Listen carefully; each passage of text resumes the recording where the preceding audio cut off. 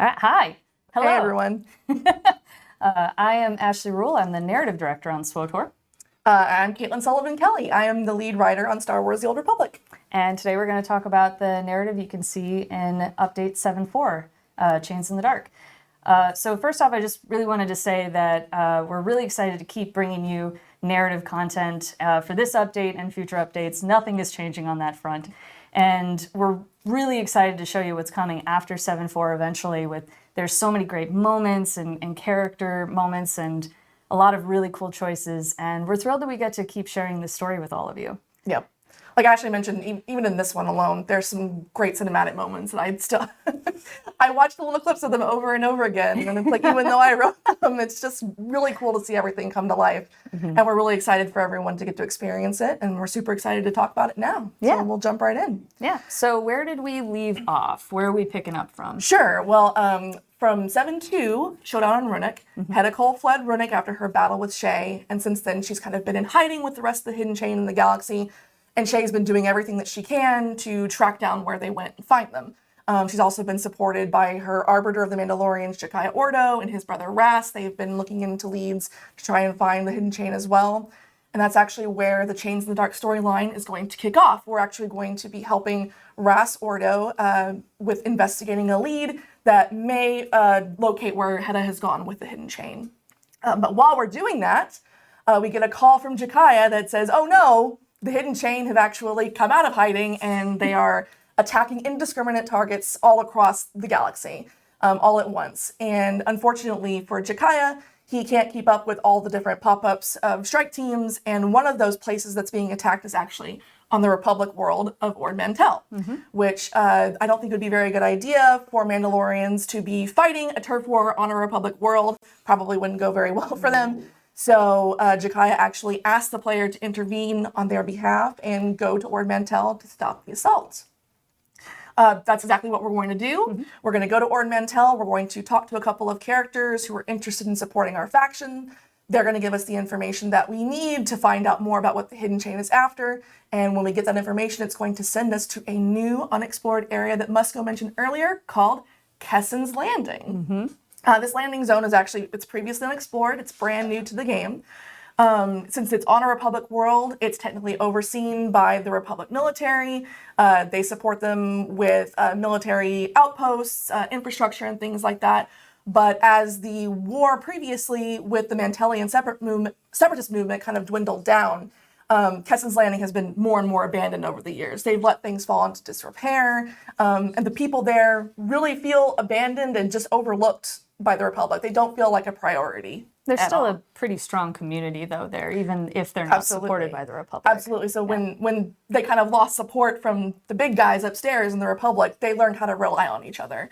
And with that reliance and becoming kind of a close-knit community, with that comes a lot of distrust of strangers and outsiders. And on the flip side also comes a hotbed for new separatist activity. And they say, if the Republic doesn't care about us, why do we deal with them? Why do we help them?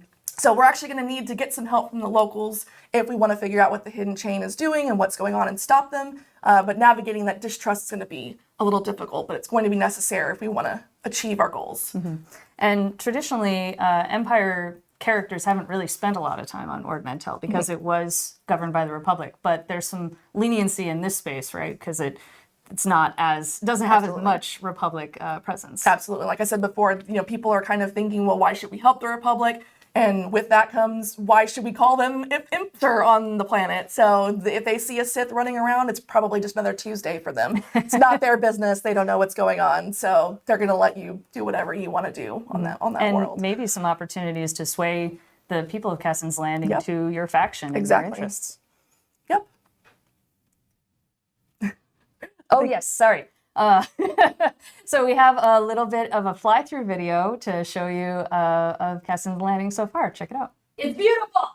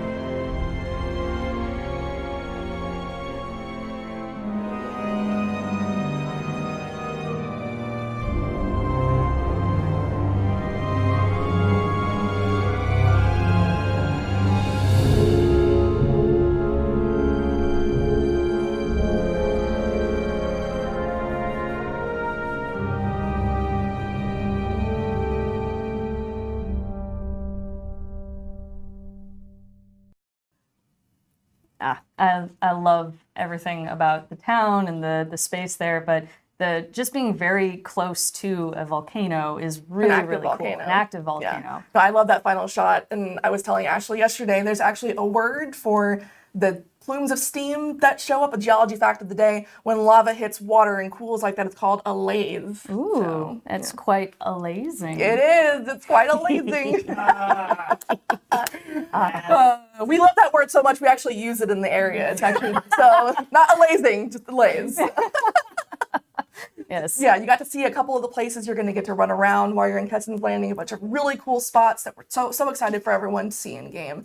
And while you're actually tracking down the hidden chain, we're going to get some help from some new faces and a couple of familiar ones as well that we're going to see right now. One of them, like I mentioned before, is Ras Ordo. We're going to be helping him as he's been investigating leads that could possibly figure out what the hidden chain is doing while they're in hiding. We're going to actually be helping him at the beginning, track down one of these leads that could lead to some clues. Our best Mandalorian boy. The Republic players will be joined by Arn Peralin, who recently promoted to Jedi Knight, has been asked by the Republic to help the player investigate on Kessen's Landing. Yep. On the Imperial side, you're actually going to be joined by Darth Krovos, since the Empire is still at war with the Republic. She's a very strategic person, and she's always looking for different ways to get the upper hand on the Republic. One of those ways could be stoking dissent and trying to sway people to turn against their faction. And when Krovos is involved, you know it's serious business. Oh, yes.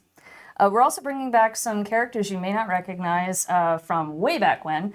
Smugglers and troopers may recognize Captain Blythe from their early days on Ord Mantell.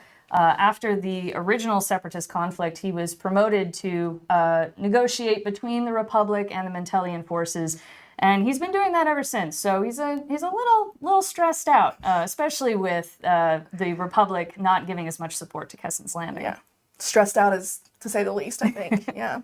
Another slightly familiar face from launch is Gizmo Gam. He's a local bureaucrat on Ord Mantell that's kind of taken up residence in Kessen's Landing. He always claims that he's got his constituents' best interest at heart, but his actions don't always support those claims. And you know he's trustworthy because he keeps saying it. Yes, he keeps exactly. telling you that he's trustworthy.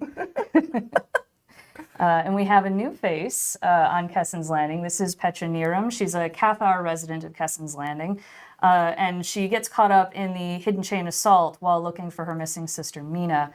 And like everyone on Kessen's Landing, she's a bit suspicious of strangers, but you know, if you align with her motivations, you might be able to get her help and get her understanding of Kessen's Landing, and she might be able to help you along your journey.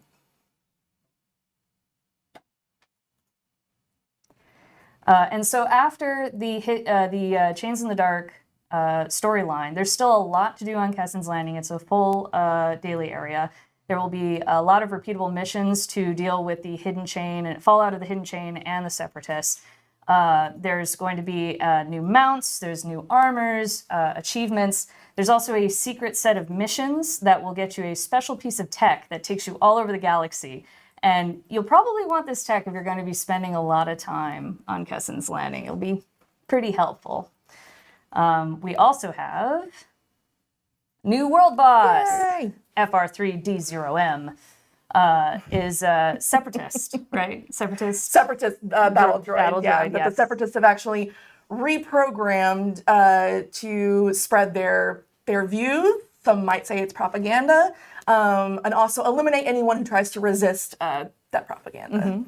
Encounter designer Daniel Cefarati said, definitely watch your feet for any plasma that the droid might be putting around the space, and watch where you place your allies.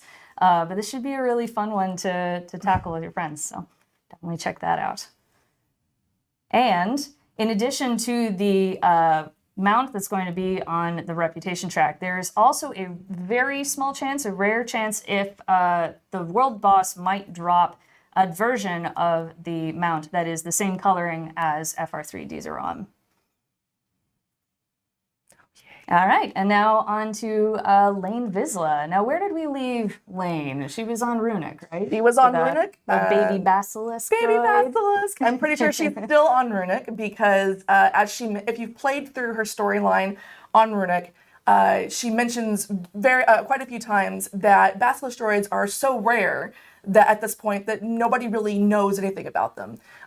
So if she wants to restore the basilisk droid that you helped her find, that was in Harangue Year's clutches on Runic, if she wants to restore it, she's going to need some kind of information to not only fix it, but figure out what is so special about this cute little unique basilisk buddy, right? Yeah, there's no manual lying around. Not at all. Far from it. They're so rare that information is practically just non-existent at this point.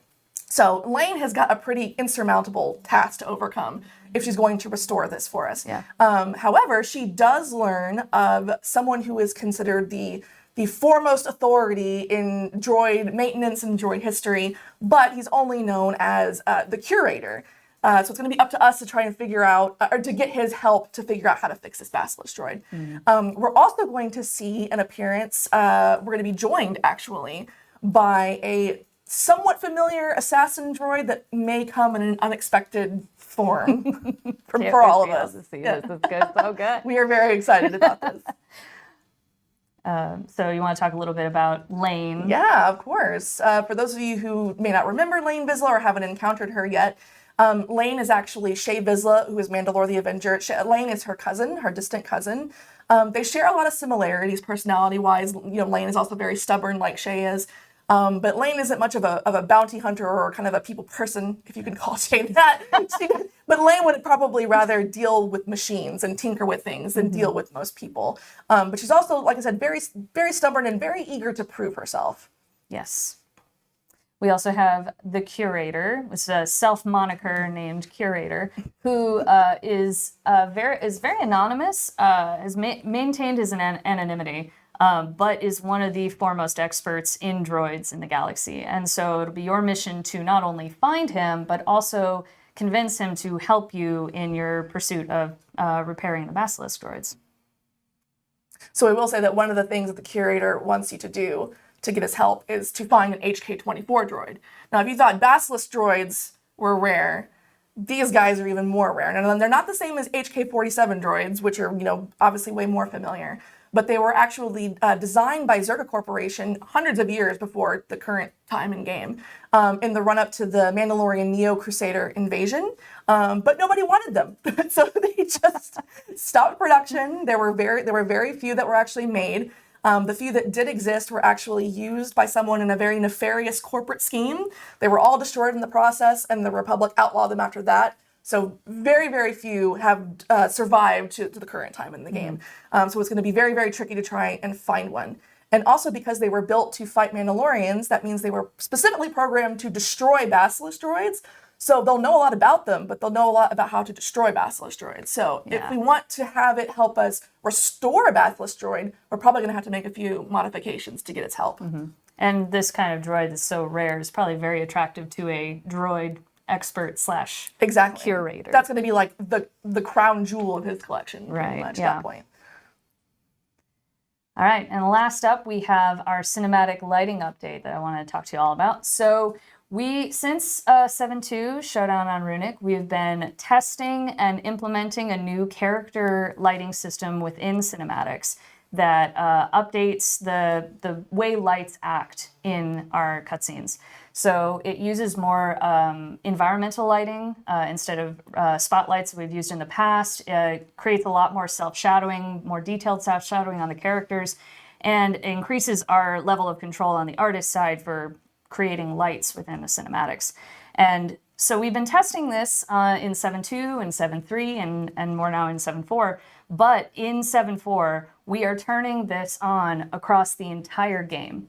That means all cinematic content across the entire game, from the class stories to the world arcs to all the recent updates, will have this lighting update implemented. This is our first example here. You can see how there's a lot less hot light on the character. It's a lot more balanced. There's a lot more shading that comes in with the outfits and the skin. And here's how it looks in video. I'm honestly so excited about how the shadows look on the characters and how it really grounds them to the environment. Our graphics team knocked it out of the park to create this. So it's really, really nice to see a lot of this older content in a new light. Everyone looks so beautiful too. It's like you can Yes. really see how before everybody was washed out by that blue light in the scene, and everyone just has like skin tones that are not blue. The Yes. humans have human skin tones. Yes. And the detail on all the armors come through really well also. Yeah. Well, we're really excited for y'all to see all the updates. And this is just the beginning of the cinematic lighting updates. We're going to keep improving on it, keep building on it, and keep making the game pretty. Yeah. So, so next up, I think that's all for us. Did you want me to talk about the... You're good? Yeah. Yeah, all right. Remind people they can redeem code LOTSVIZLA. Yeah, you can redeem the code LOTSVIZLA for your Stronghold decos. So that is it for us and narrative. We're going to be passing it off to Joe Stramaglia to talk about GTN updates. Bye, everybody. Bye. Thank you.